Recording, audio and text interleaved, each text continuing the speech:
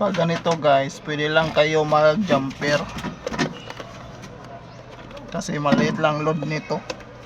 Mga ano lang nito, mga cellphone charger. Ito yan papansak. Kailangan i-jumper mo dyan. Sa maliit lang yung load. Pero malaki na, kailangan mo i-splice dito. Mag-splice ka.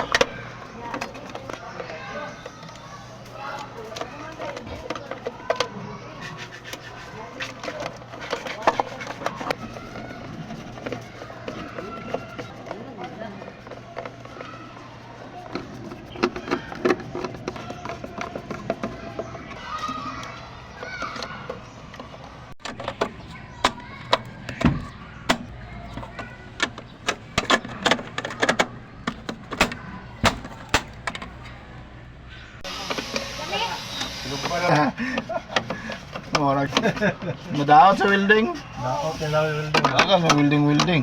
Magawa siya na kuan, naigo.